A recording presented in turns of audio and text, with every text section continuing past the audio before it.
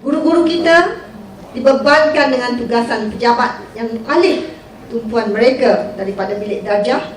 Sekolah-sekolah dibebankan dengan pelbagai inisiatif kerajaan yang mengurangkan masa untuk mendidik anak-anak. Di peringkat universiti, siswazah kita masih dikongkong dengan auku. Pensyarah-pensyarah kita masih perlu ikut telunjuk selera politik semasa. Pelbagai sekatan dibuat yang membantutkan perkembangan minda siswazah kita. Sesungguhnya, kehadiran telah pun mengorak langkah mengubah satu sistem pendidikan nasional baru yang progresif dan berkualiti. Sistem ini mampu menjana sumber daya insan dengan berpaksikan sistem nilai dan kepelbagaian tamadun manusia selaras dengan perlembagaan. Ini bermakna roh falsafah pendidikan negara yang termaktub dalam Akta Pendidikan 1986 dikembalikan ke dalam sistem pendidikan negara dengan memperkukuhkan pendemokrasian pendidikan, pengagihan, peluang dan kesaksamaan. Setiap warga negara diberi peluang dan ruang untuk memilih aliran pembelajaran yang bermutu selaras dengan kepelbagaian potensi para pelajar.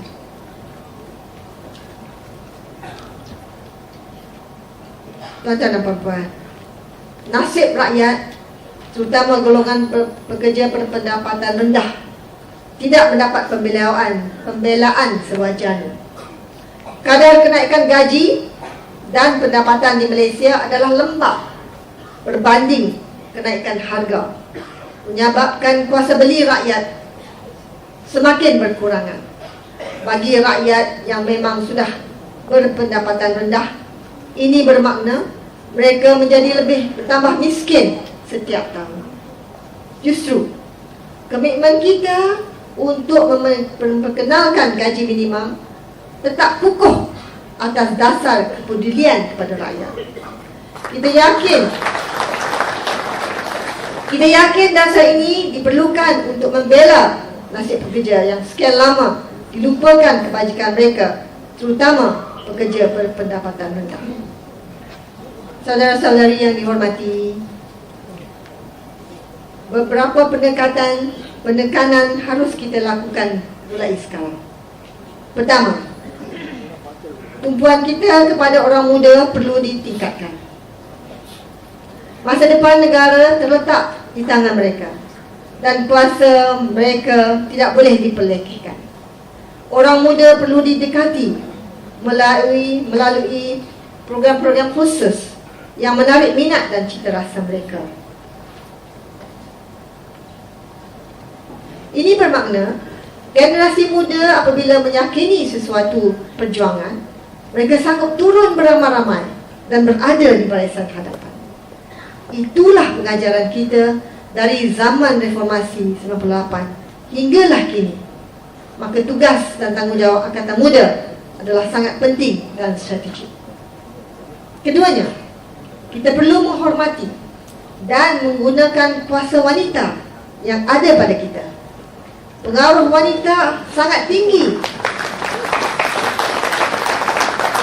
bukan sahaja dari segi bilangan yang membentuk 50% rakyat Malaysia, tetapi kuasa ekonomi dan kuasa sosial yang ada pada mereka. Keadilan sememangnya mengiktiraf kedudukan wanita. Ini terbukti dengan pindaan perlembagaan ke arah memenuhi minima 30% penyertaan wanita dalam urusan kepimpinan di semua peringkat. Sasaran itu adalah dalam konteks mendukung kesetaraan gender dan pemberdayaan wanita, empowerment, di mana penetapan dasar dan strategi dilaksanakan bagi memperdalamkan lagi pengarus utamaan gender dalam struktur parti dan pentadbirannya, substantive gender equality. Ketiga, gender parti sehingga ke peringkat ranting perlu dikukuhkan bukan saja dari segi meramaikan petugas, tetapi mencernakan sistem pengurusan yang baik dan kod pentadbiran yang cekap. Demikian mandat kepada Setiausaha Agung Yang Berhormat untuk memperkemaskan jentera hingga ke akar undi. Timbalan dan naib Presiden diamanahkan memperkemaskan jentera, memperjelaskan dasar serta memantapkan saf pimpinan dan latihan di semua peringkat. Pada masa yang sama, gerak kerja daftar pemilih baru dan jentera pilihan raya hendaklah diperhebatkan.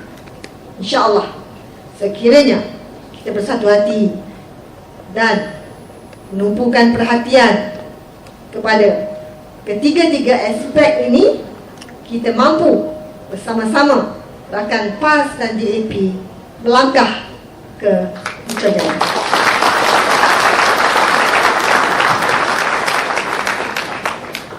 Saudara-saudari yang dihormati, alhamdulillah, kita telah saksikan ketegasan Yang Amat Berhormat Datuk Tuan Guru Punya Abdul Aziz di Kelantan turut ketetapan Kerajaan Negeri Pulau Pinang yang tidak mengizinkan premis perjudian lumba sukan.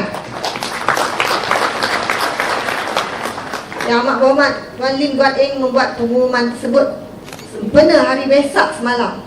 Dasar yang sama akan diamalkan di negeri Pakatan Rakyat.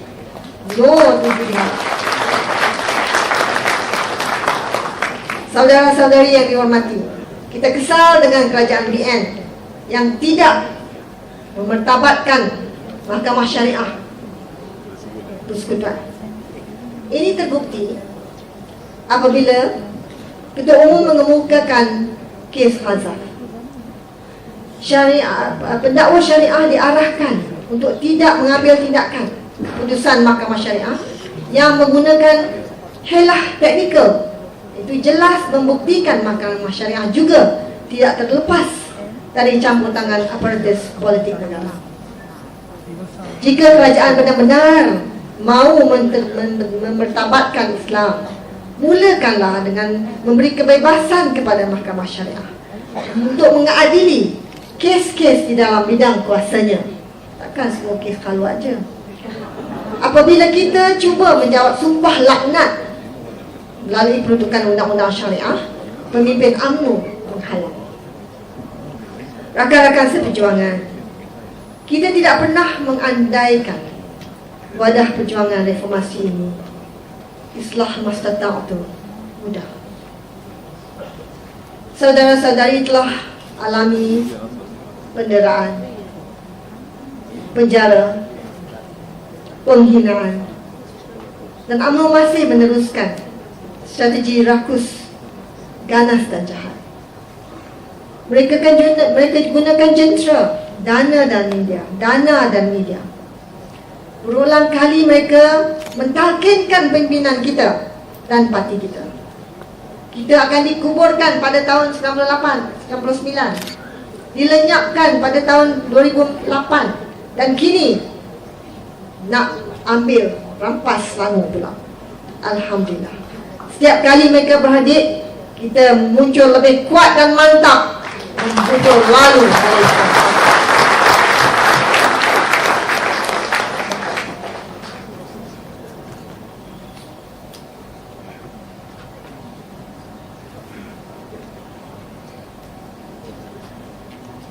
Muktahir ini muncul lagi kisah wakil rakyat dan pimpinan kecil melompat keluar.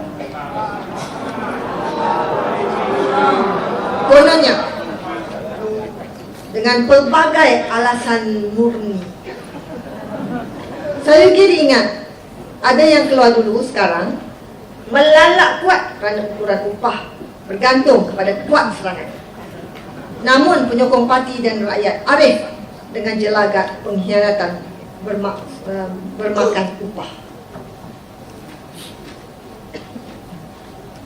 Penyakit ini berjangkit pula pada wakil-wakil rakyat yang telah memenangi kerusi dari derita dan pengorbanan rakyat.